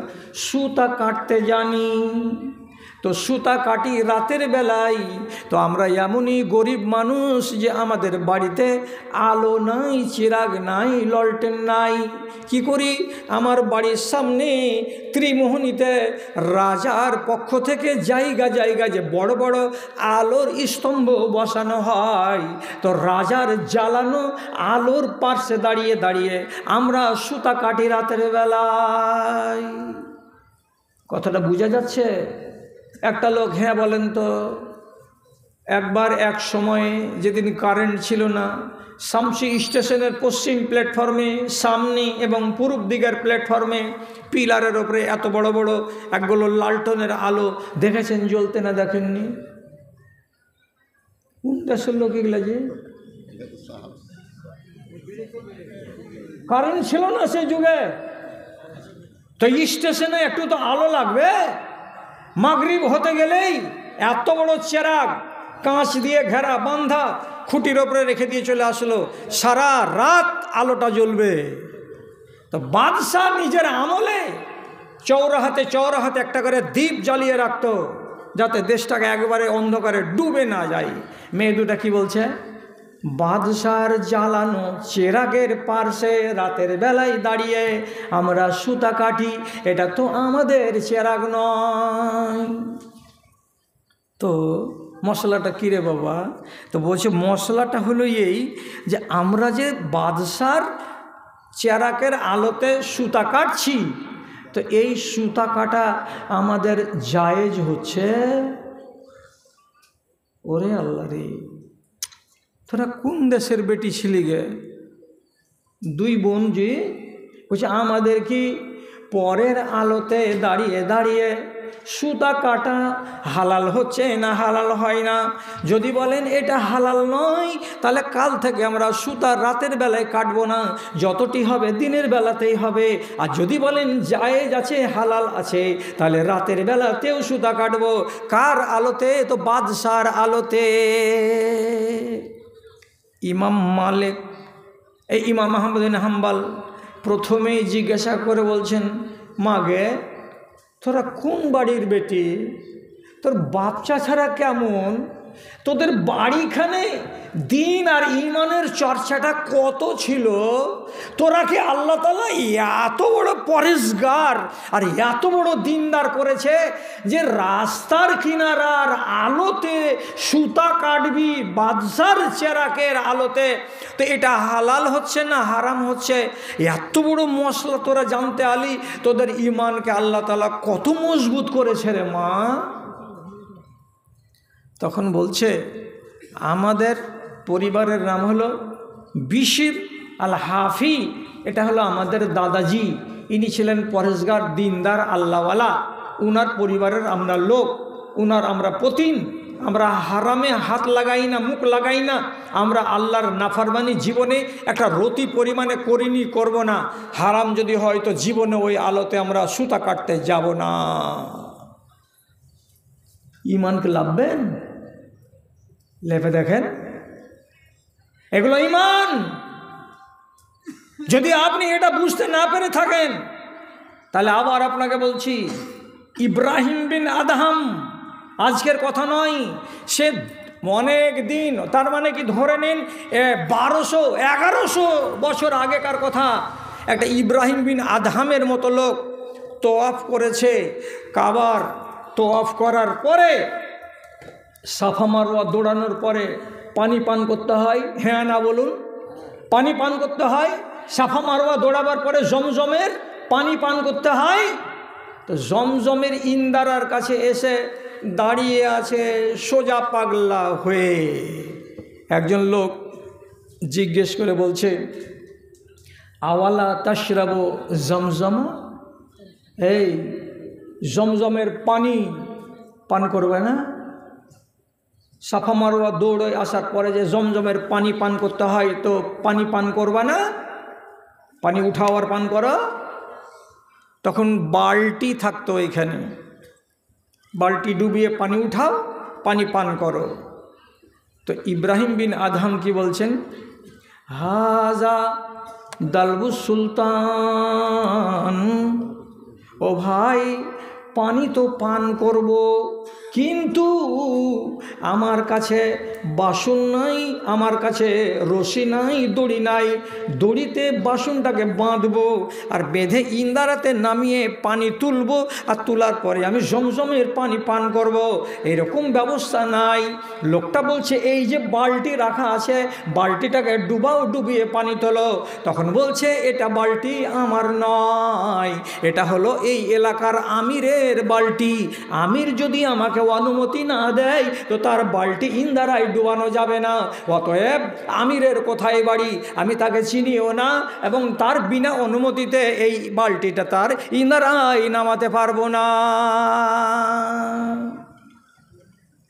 ইমান খুঁজছেন? ইমানের দিকে তাকান। আপনার ইমান তো চানাচুরে বিক্রি হয়। কি ইমান পুষে রেখেছি আমি আর আপনি? আল্লাহজি বাড়ির মেন গেটে এত বড় পাথর কিনে এনেছেন, কোটি টাকার বাড়ি বানাবার পরে ওতে কি ছবি লাগানো আছে? তো কাবার ছবি। আজকাল যারা টাকাওয়ালা তারা পাথর বসা বাড়ি বানাচ্ছে, আর পাথর বসানো বাড়ির মেন জায়গাতে কাবা ছাপানো আছে বড় করে, আর নিচে লেখা আছে আরবিতে, উপরে লেখা আছে আল্লাহ, আর নিচে লেখা আছে আরবিতে আজ্জা ওয়া জাল্লা। এত পাক নাম আর পাক কথা লেখা আছে। কোথায়? এর বাড়ির ডাইনিংয়ের মেন জায়গায়। আপনি ওকে জিজ্ঞেস করেন, আমজাদ আলী কোথা থেকে এলে? বিশুদ্ধবাড়ি হাট থেকে এলাম। এখন কয়টা বাজছে? বলছে এখন তো 7:30 বাজছে। জোহর কোথায় পড়েছিলা?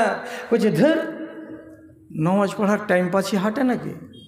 আসর কোথায় পড়েছিলা? ওইখানে কেটে গেছে। মগরব কোথায় পড়েছিলা?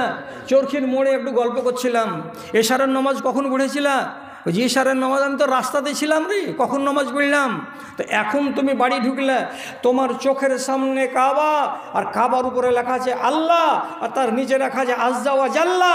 যেই আল্লাহ রাব্বুল আলামিনের পবিত্র ঘরকে নিজের দেয়ালে সাজিয়ে রেখেছো, আর সেই আল্লাহ রাব্বুল আলামিনের কাবাকে সামনে করে কিবলা মনে করে তোমাকে দিনে আর রাতে যে 30 রাকাত নামাজ পড়তে হয়, 17 রাকাত ফরজ, 12 রাকাত সুন্নাতে মুআক্কাদা, আর 1 রাকাত হলো বেতর, এই নমাজটি নাই। তোমার মতন হারামি, লম্পট, তোমার মতো ছ্যাঁচড়, চোর, তোমার মতো 2 নম্বর পোকা লাগা মুসলমান ভারতবর্ষের মাটি তার কটা আছে বলো? ফাজিলামো করার জায়গা পাও না।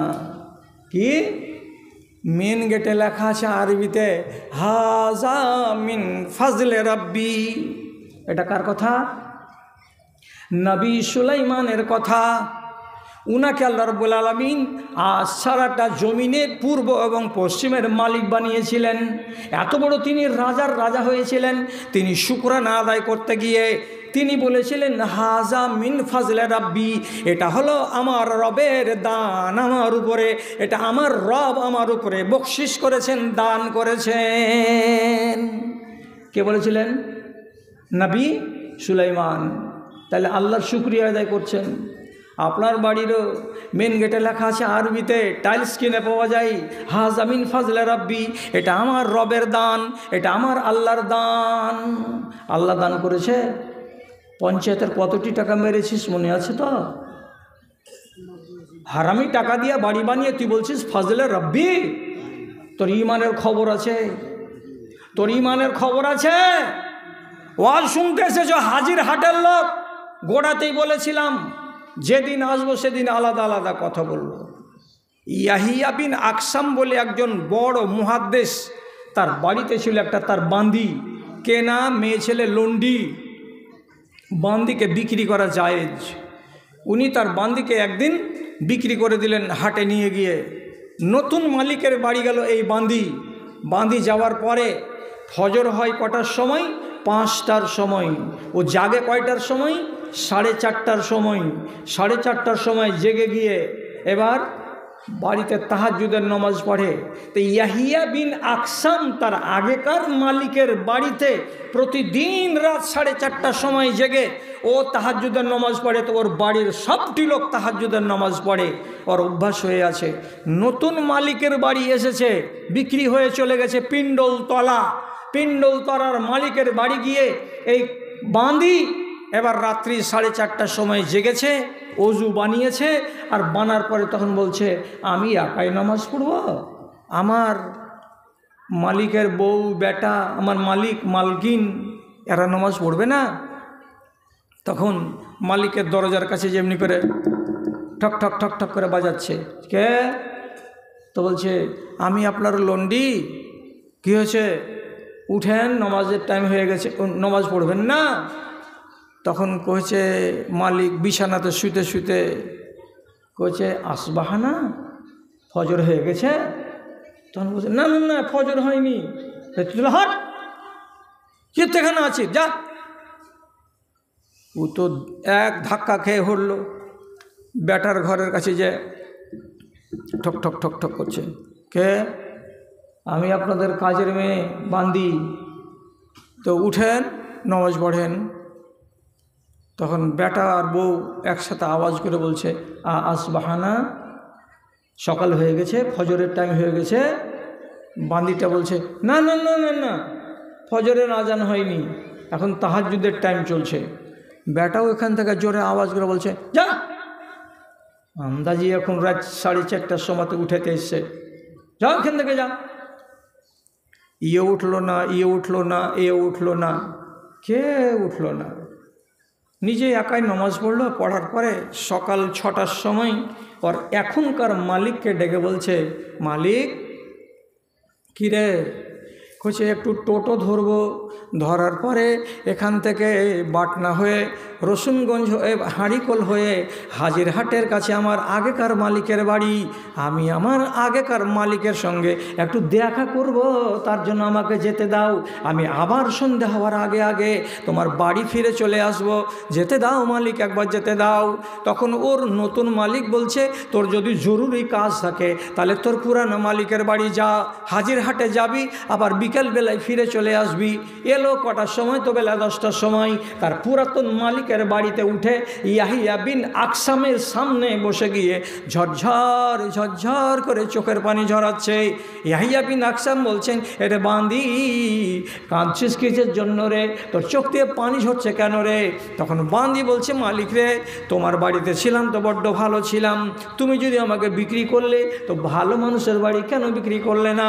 তুমি আমাকে বিক্রি করেছো এমন বাড়িতে গিয়ে যেই বাড়ির আসল মালিকটাও জাগে না এবং তার বাড়িওয়ালিটাও জাগে না, যেই বাড়ির বেটা ছেলেটাও জাগে না, যে বাড়ির মেয়ে ছেলেটাও জাগে না, কোনো একটাও লোক তাহাজ্জুদের নামাজ পড়ে না। কেবল কোনো রকম করে তারা ফজরের নামাজটা আদায় করে, এছাড়া আর নফল নামাজ কেউ পড়ে না। এমন বাড়িতে তুমি আমাকে কিসের জন্য বিক্রি করে দিলে? ওহো, একটা কাজের মেয়ে তাহাজ্জুদের নামাজ পড়ে, আর বাড়ির লোকটিকে নামাজ পড়াতে পারছে না বলে চোখের পানি ঝরিয়ে ঝরিয়ে কাঁদছে, আর নিজের পুরাতন মালিককে এসে বলছে, আপনি আমাকে ঘুরিয়ে এলেন, ওই বাড়িতে আপনি আমাকে রাখেন না। 3 দিনের মধ্যে ব্যবসাকে ফেরত করা যায়, আপনি যদি ফিরিয়ে নেন আমাকে তো বড্ড আমার মনটা ভালো হবে। ইয়াহিয়া বিন আকসাম তার পরের দিন যত টাকাতে বিক্রি করেছিলেন অতটি টাকা পিণ্ডলতলার মালিককে জমা দিয়ে তার বাঁদিকে ফিরিয়ে নিয়ে চলে আসছেন। এটা কে? এটা কাজের মেয়ে, এটা বাঁদি। রাতের বেলায় জাগে, কিসের জন্য জাগে? তাহাজ্জুদের নামাজ পড়ার জন্য জাগে। এটা কি? এটার নাম ঈমান। আপনার হাজিরহাটের যতটি বেটি ছেলে আছে আর হাঁড়িকোল আর রসুনগঞ্জের বেটি ছেলে আছে, ডেকে বলবেন তো, পুরা করে নামাজ পড়িস না? কি ঈমান পুষে রেখেছি। এই ঈমানে আপনি কল্যাণ পাবেন। মেয়েদেরকে আর ওয়াজ করবো না, আমি আপনাদেরকে বলছি, অন্যায় করছেন তো আপনার ভেতর কাঁদে না কেন? এই কথাটার জবাব দেন। এক জায়গাতে ন্যায়ের কাজ হবে আর আরেক জায়গাতে অন্যায়ের কাজ হবে। হ্যাঁ, গত কয়দিন আগে মুর্শিদাবাদের এক জায়গায় এলান করা হলো, দোকান বসতে দেওয়া হবে না। দোকান বসেনি, পাবলিকের জমজমাট বাজার লাগেনি, জালসার ময়দানে রাত 8টা হয়ে যাচ্ছে তো একটাও লোক নাই। তো যে মৌলভী সাহেব দোকানটাকে বন্ধ করেছিল, ওই মৌলভী সাহেবকে রাত 8:30টার সময় গাঁয়ের লোক এসে দিল উত্তম মধ্যম ধুলাই, শালা তোর লেগে দোকান বসলো না, আর তোর জন্য জালসা জুড়লো না, আর মাদ্রাসার টাকাও হলো না। মৌলভী সাহেব তো মেয়ের খেয়ে ধুম। তারপরে রাত্রি 8:30টার সময় মাইক ধরে এলান করে বলছে, যারা যারা কাজকার দোকানদার আছো, দূরেরগুলো তো বাড়ি চলে গেছো, এবার এসে দোকান লাগাও।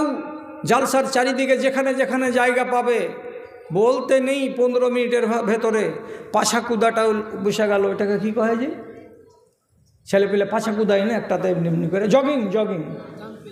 জগিং বা জাম্পিং বসলো, মূর্তি বসলো, হয়ে পড়া বাচ্চাগুলাকে ওপরে পৌঁছে দাও, গড়তে গড়তে নিচে আসবে, ছেলেপেলে হাসবে আর খেলবে, আর মা দাঁড়িয়ে দাঁড়িয়ে দেখবে, আর মার ভিতরে খেলে সুটসুট করবে, একবার হামি চড়তে পারতুম। ওটাও বসলো। চুরির দোকান বসলো, বেটি ছেলে হুড়াহুড়ি করে ঠেলাঠেলি করে বাজারও করলো, আর রাতের বেলায় কি হলো, জালসাও হলো, আর সকালবেলায় মাদ্রাসার 1.5 লাখ টাকা আয় হলো। বুঝতে পারছেন তো? হাজিরহাটের লোক আপনারা বলছেন যে মেলা বসতে দেওয়া যাবে না। শুধু কি এইখানে আওয়াজ উঠেছে? সারা দুনিয়াতে আওয়াজ উঠে গেছে, হারামি ইনকাম চলবে না। আমি বলছি জালসা না মেলা, আমি বলছি জালসা করছেন না মেলা। একগুলো লোক আওয়াজ তুলেছে, কি বলে, তোমরা ডেট দিচ্ছ কিসের জন্য? বলো যে আমরা জালসাতে যাব না যদি ওইখানে মেলা লাগে। তাহলে আমাদের বলার আগে আপনার ইমানে কি মাকুর সাথে হাওয়া ছেড়ে দিয়েছে নাকি, না ব্যাঙে ছেড়ে নিয়েছে? আপনারা বলতে পারছেন না যে একটা বান্দাকে আসতে দেব না কোনো দোকানদারকে। বেরেলিদের যখন মেলা লাগে উরুষের, তো উরুষের মেলাতে মেলাও বসে আর কাওয়ালিও হয় আর পীরের দরবারে সিজদাও হয়। মানে একদিকে ধর্ম চলছে আর একদিকে অপকর্ম চলছে। এটা হলো উরুসের মেলা। আর আজ আহলে হাদিসের বাড়িতে প্রত্যেকটা টোলাতে টোলাতে যত নিজামিয়া মাদ্রাসা আছে আর জামে মসজিদের নামে জালসা আছে, সব জালসাতে মেলা মেলা মেলা মেলা। আরে জাতি আমার, তোদের ইমানে কি পোকা লেগে গেল যে জালসার দিন কেন মেয়ে ছেলের নাকমাসি বিক্রি হওয়ার দোকান লাগবে আর ফেয়ার অ্যান্ড লাভলি বিক্রি হওয়ার দোকান লাগবে? তোমাদের ইমান কি মারা পড়ে গেছে নাকি যে আমরা বক্তারা ইউনিয়ন করে বলবো যে না আমরা যাব না? তোমরা যদি বলে দাও একটা বসতে দেওয়া হবে না, কোন মায়ের লাল বসতে পারে আমি দেখি? ওগুলো ইমান আছে? আর জালসা কমিটি মানা করলে ওই গাঁয়ের উত্তর মাথাতে গিয়ে দক্ষিণ মাথাতে গিয়ে বসে দিল, আহারকে জমিতে বস, বস এখানে বস। বাহারে তোর ইমান রে। এই ইমান নিয়ে কবরে একবার যেয়ে দেখ, এমন রেলা খাবি তখন না বুঝতে পারবি যে দিন ইসলামকে মজাক করা আর ইমানকে নিয়ে ঠাট্টা করা এর ঠেলাটা কত বড় আছে, সেদিন তুই টের পেয়ে যাবি। আস্তাগফিরুল্লাহ। অন্যায় করবে তারপরে তোমার ইমান কাঁপবে না মানে? আমার কথার দিকে খেয়াল করেন, আর ওয়াজ নাই, শেষ করে দিলাম, শেষ। অন্যায় কাজ করতে গেলে ভেতর যেন কাঁদে আপনি মুমিন। অন্যায় করার পরে আপনার ভিতর যদি হাসে, আপনি চেরাগ জ্বালিয়ে খুঁজবেন, অন্তরে ঈমান পাবেন না। কি একটা মহিলার কথা বলতে গিয়ে ওইটা বললাম, আর একটা পুরুষ লোকের কথা বলছি আর বলে আপনাকে ছেড়ে দিচ্ছি, কেন যে ঘড়িতে বেজে গেছে এখন 12টা 20 মিনিট। কথাটা কি বলছি, আমার শেষ কথাটা আজকের মতো। এক লোক খেজুরের বাগানে কোদাল চালাচ্ছে, এই টাইমে ওর পাশ দিয়ে একটা যুবতী মেয়ে ছেলে চলে যাচ্ছে। মেয়ে ছেলেটিকে দেখে বলছে, এই বাবা, অত দূর দিয়ে না ঘুরে বাগানের মধ্য দিয়ে হেঁটে চলে যাও, এখান দিয়ে যাও। যখন মধ্যখান দিয়ে মেয়ে ছেলেটি হেঁটে যাচ্ছিল এপার থেকে ওপার, তখন এই সাহাবিটা বলছে, আমি কি করলাম, ওই মেয়ে ছেলেটিকে ফাঁকা পেয়ে আমি জড়িয়ে ধরে নিলাম। এবং আর কি সহিহ হাদিস, ফাকাব্বালতুহা ওয়া লামাসতুহা গায়রা আন্নী লাম উজামিউহা। আমি মেয়ে ছেলেটিকে জোর করে ধরলাম, জড়িয়ে ধরলাম, তাকে চুমু খেলাম, তার শরীরে হাত দিলাম, সবই কিছু অন্যায় করে নিলাম, কিন্তু আমি তার সঙ্গে অন্যায় কাজটা করিনি, মানে সহবাস করিনি। এটা বাদ দিয়ে আমি সব অন্যায়টি করে ফেলে দিয়েছি। আর যখনই এই অন্যায়টা হয়ে গেছে, মেয়ে ছেলেটি চলে গেছে নিজের কাজে, আর এই আল্লাহর নবীর সাহাবী কোদাল বেলচাকে ফেলে দিয়ে আর হাঁটতে হাঁটতে চলে এসেছে বাড়ি। আর বাড়ি আসার পরে নিজে নিজে ভাবছে আর বলছে, আয় আল্লাহ, আজকে আমার ইমানের সত্যানাশ হয়ে গেল।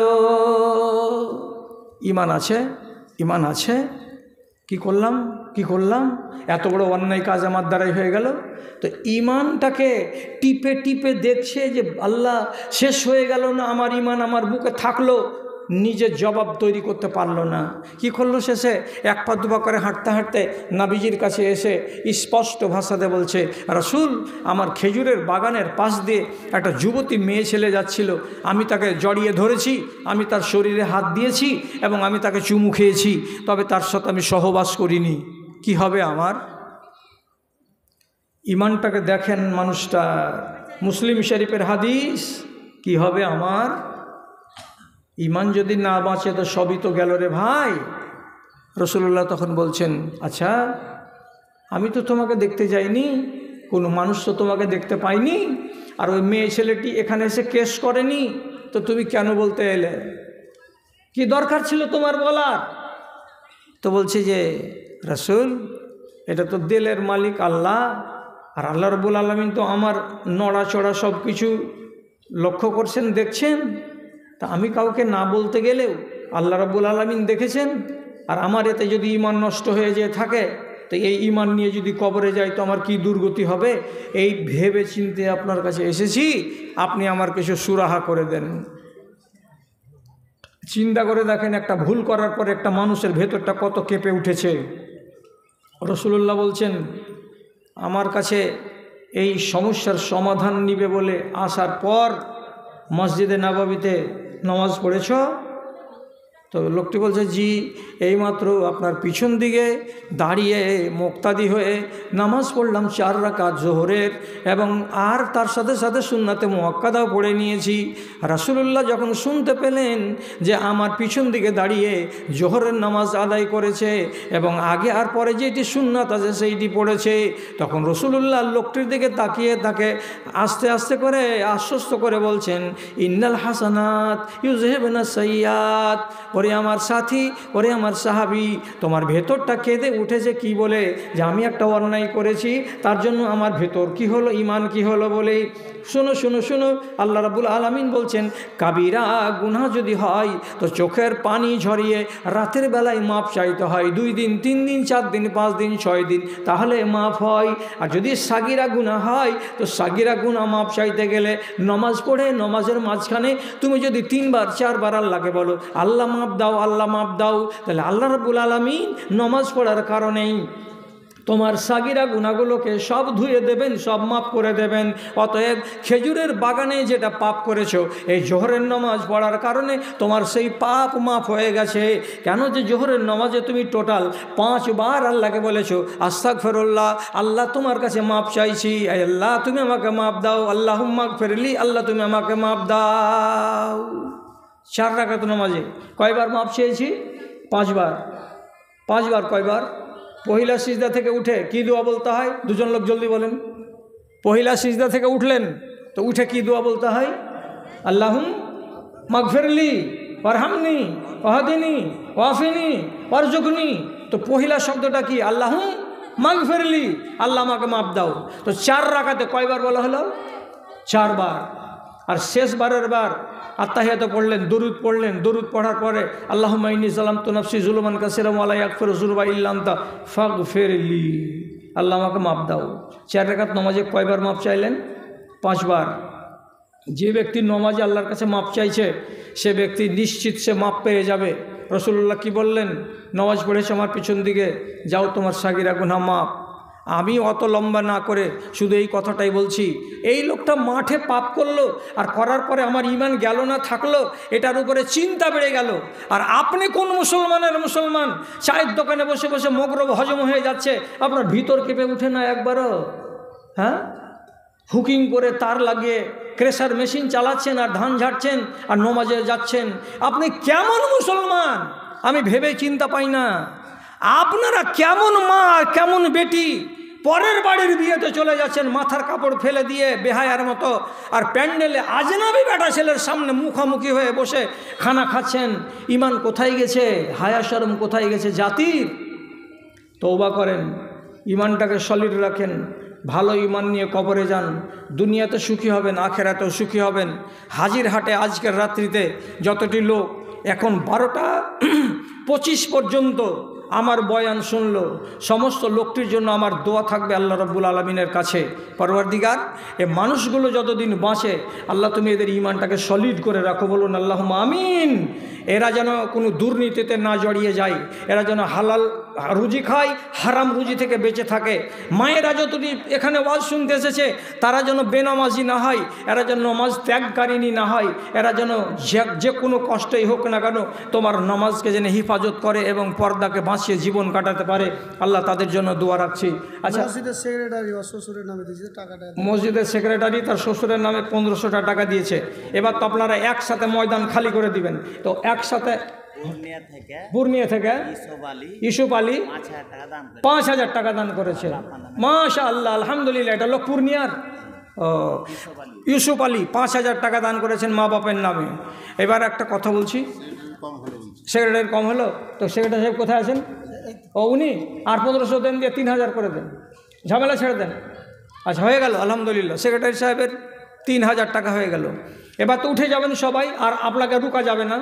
তো সভাপতি আসেন, সভাপতি সাহেব কোথায় আছেন? আসেন। বেটা ছেলেটিকে বলছি আর যতটি মা খালা আছো তোমরা সবটিকে বলছি, আজকের দিনে ছেলেপিলের জন্য জিলেবি নিয়ে যাও না। নমাজ পড়বো বলে বাংলা উচ্চারণ, আরবি উচ্চারণ, বাংলাতে তর্জমা দিয়ে যাতে নমাজ পড়তে পারে সাধারণ পাবলিক। এই গ্রামে বাড়ি, কুমারিয়া বাড়ি। আমার ছেলে একটা পা ভেঙে আছে, অনেক টাকা খরচ হলো। আচ্ছা আচ্ছা আচ্ছা আচ্ছা, ঠিক আছে। আজবিল বাস রব্বানা শিফান শাফি লা শিফা ইল্লা শিফাউক শিফান লা ইগাদিরু সাকামা। আলহামদুলিল্লাহ, আমার ভাই 500 টাকা দান করেছেন। তো বলছিলাম, এই যে সামনে ছোট গাড়িখানা দেখাচ্ছে, সে ট্যাক্সিখানা, এই মারুতি কারখানার কাছে যাও, আর যাওয়ার পরে যুবকগুলোকে বলছি 20টা টাকা চায়ে খরচ না করে এখানে কিতাবগুলো নাও, সহি নমাজ শিক্ষা, সহি নমাজ শিক্ষা। বাংলাতেও দেওয়া আছে, আরবিতেও দেওয়া আছে, তর্জমা দেওয়া আছে, আল্লাহু আকবার থেকে শুরু করে আসসালামু আলাইকুম ওয়া রাহমাতুল্লাহ পর্যন্ত সব দেওয়া আছে। এখানে কিতাব নিয়ে গিয়ে নমাজ সম্বন্ধে আহকামগুলো জানো, আর নমাজ জীবনে ছাড়বে না, এটার ব্যবস্থা করো।